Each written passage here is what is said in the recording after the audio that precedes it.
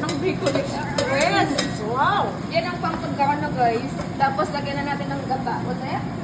Ay, dapat pa rin tinawag ng gata. Halo, halo guys! Halo. Mekos, mekos!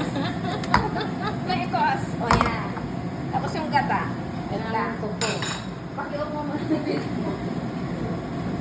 Yan. Itong si Cara. Masarap si Cara. Ay, wait lang. O diba? Wow! Mabango. Maglaway kayo dyan. Ang bango! Oh, binibenta.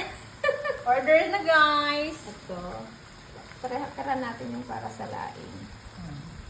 Ito. Ano pala siya? Itong cream talaga siya. Very cream. Creamy. Diba?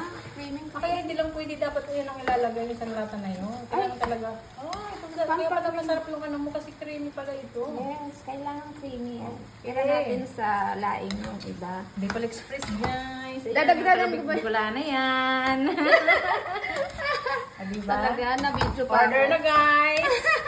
Wait lang ha. Lagyan natin ng itong, tagdagan natin ng gatate. Ito bahala. Sinutunaw to eh.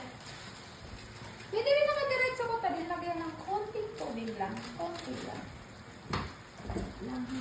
May gunting dyan ah. Ito nga pala. Ito na ako sa gunting. Ayan. Yan. Pwede rin naman diretso ko dyan. Then halo-halo ko. Konting may tubig. Ganon-ganon mo lang siya. Pag nagmamadali ako, technique ko yan. Gatak-gatak pala. Ito. Okay. As in talagang malapot. Saka, kailangan marami-rami ang gata. Ano ba naman nakakalaway?